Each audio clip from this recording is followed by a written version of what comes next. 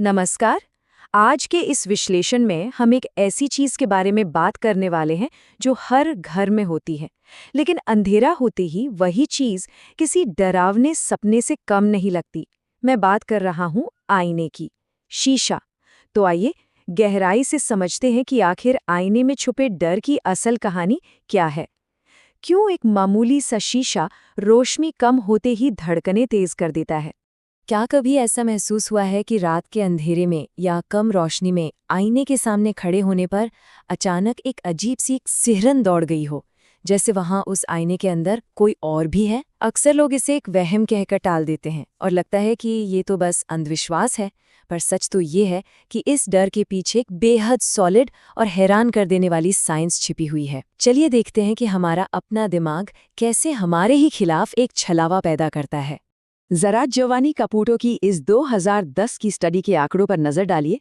नतीजे सच में चौंका देने वाले हैं। जब 50 लोगों को 10 मिनट तक लगातार अंधेरे में एक आईने में देखने के लिए कहा गया, तो पता है क्या हुआ? 66% लोगों को अपने ही चेहरे में भयंकर बदलाव दिखे, 48% को तो अपने चेहरे की जगह राक्षस नजर आए और 28% को कोई अनजान शख्स दिखा, जबकि 18% को जानवर दिखाई दिए। सोचिए, ये फिगर साफ बताते हैं कि अंधेरे आईने में डरावनी चीजें देखना कोई सुपरस्टिशन नहीं है। ये एक बिल्कुल सच्ची बायोलॉजिकल रियलिटी है जिसे ज्यादातर लोग सच में फेस करते हैं। तो इसके पीछे का साइंटिफिक रीजन क्या है? इस फिनोमेना को कहते हैं द ट्रॉक्सलर इफेक्ट। आइए इसको थोड़ा और अच्छे से समझते हैं। दरअसल 1804 में एक स्विस फिजिशियन थे, इग्नास ट्रॉक्सलर। उन्होंने इस ऑप्टिकल इल्यूजन की खोज की थी।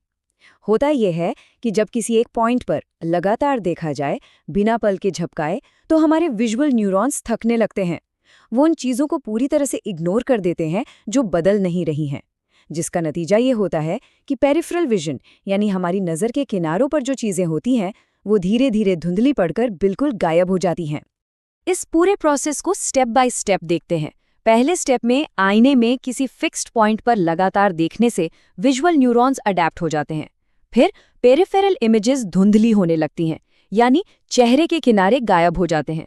और अब आता है सबसे डरावना हिस्सा। जब दिमाग के पास विजुअल डेटा कम पड़ने लगता है ना, तो वो खाली जगहों को बर्दाश्त नहीं कर पाता।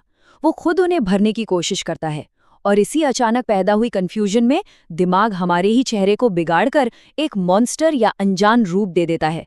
ये लिटरली एक ग्लिच है, एक धोखा जो दिमाग खुद क्रिएट कर रहा है।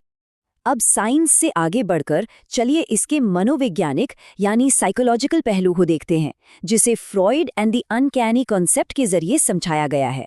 सिगमंड फ्रॉइड ने इस बेचैनी को समझाने के लिए 2 जर्मन शब्दों की बड़ी बेहतरीन तुलना की। पहला शब्द है हाइमलिश, जिसका मतलब है अपना, जाना पहचाना और सेफ, जैसे हमारा अपना घर या अपना चेहरा। और दूसरा शब्द है अनहाइमलिश, यानी अनजान, अजीब और ईरी।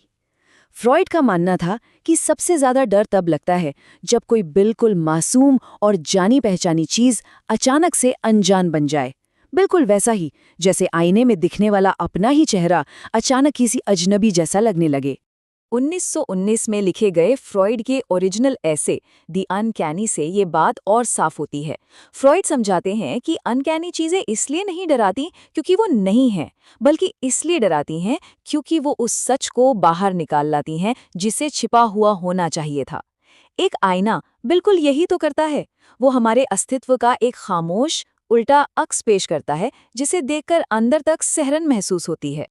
और यहाँ E.T.A. हॉफमैन की मशहूर कहानी द सैंडमैन से इंस्पायर होकर फ्रॉइड ने एक और चौंका देने वाली बात कही। हमारा जो डबल या अक्स है, जो प्राचीन काल में आत्मा की सुरक्षा और अमरता का प्रतीक था, वो अचानक मौत का एक डरावना संकेत बन गया। आईने में अपना ही बदला हुआ रूप देखना एक तरह से खुद के बूढ़े होने, नश्वर होने और अंत में मिट जाने की हकीकत का सामना करने जैसा है। ये एक ऐसी सच्चाई है जिसे इंसान का अवचेतन मन हमेशा बचना चाहता है। तो हमने बायोलॉजी और साइकोलॉजी को समझ लिया। अब इस विश्लेषण को आगे बढ़ाते हैं और देखते हैं रिफ्लेक्शंस इन ग्लोबल फोकलोर, जहां दुनिया भर की अलग अलग संस्कृतियों ने इस डर को कैसे महसूस किया है। दुनिया भर में आईने से जुड़ी बहुत सी सुपरस्टिशंस हैं, जैसे वो 7 साल का बैड लक वाला अंधविश्वास। ये सीधे प्राचीन रोमन सभ्यता से जुड़ा है, जहां मानते थे कि आत्मा हर 7 साल में खुद को रिन्यू करती है। फिर सोल ट्रैप्स आते हैं। कबालिस्ट और फेंगशुई परंपराओं में शवों के पास आईनों को ढक दिया जाता है ताकि भटकती आत्माएं कैद न हो जाएं। और ब्लडी मैरी जैसे अर्बन लेजेंड्स का क्या? वो दरअसल उसी ट्रॉक्सलर इफेक्ट और दिमाग के उसी ग्लिच का नतीजा है जिसके बारे में हमने अभी चर्चा की। हर कल्चर ने दिमाग के इस खेल को कहानियों का रूप दे दिया। इसका एक बहुत ही फैसिनेटिंग एग्जाम्पल जापान का ओंगाईक्यो लेजेंड है। 1784 में आर्टिस्ट टोरियामा सेकियन ने इसका चित्र बनाया था। ओंगाईक्यो एक त्सुकुमोगामी है, यानी एक ऐसी पुरानी निर्जीव चीज जो वक्त के साथ जिंदा होकर राक्षस बन गई हो। ये एक ऐसा श्रापित आईना है जो इंसानों के आगे भूत प्रेतों का असली रूप दिखाता है। सोचिए, दुनिया के उस हिस्से में जहां लोग मॉडर्न साइकोलॉजी नहीं जानते थे, वहां भी आईने के डर को समझाने का ये कितना निराला तरीका था। बायोलॉजी, साइकोलॉजी और ग्लोबल कहानियों से होते हुए आइए अब देखते हैं कि क्राफ्टिंग द क्रीप फैक्टर आज के ज़माने में कैसे काम करता है। रेडिट पर एक साउंड क्रिएटर है स्कॉट आर्क। उन्होंने हाल ही में 120 से ज़्यादा हॉरर ऑडियो फाइल्स का एक बहुत बड़ा लाइब्रेरी बिल्कुल फ्री में शेयर किया। उनका कहना है कि उनकी सबसे बड़ी इंस्पिरेशन साइलेंट हिल वीडियो गेम की बेचैन करने वाली आवाज़ें थीं। अब ये एग्जाम्पल इस बात का क्लियर प्रूफ है कि किस तरह मॉडर्न क्रिएटर्स और आर्टिस्ट माहौल को जानबूझकर डरावना बनाने के लिए हमारे अंदर के नेचुरल फियर्स का इस्तेमाल करते हैं। असल में ये आवाज़ें भी बिल्कुल उस अंधेरे आईने की तरह ही काम करती हैं। साउंड डिज़ाइन और हमारे अंदर के उस अनकैनी डर का बड़ा ही डायरेक्ट कनेक्शन है।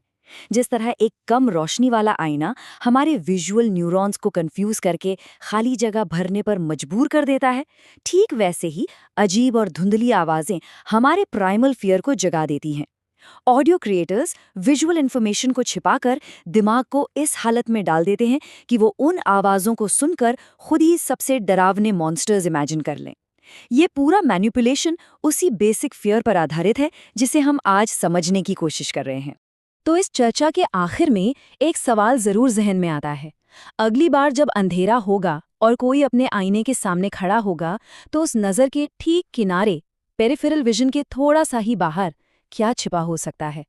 क्या वो सच में कोई अनजान साया है या सिर्फ थके हुए न्यूरॉन्स का एक मासूम सा इल्यूजन? ये आखिर है क्या? इस बारे में ज़रूर सोचिएगा। इस विश्लेषण में शामिल होने के लिए बहुत बहुत शुक्रिया।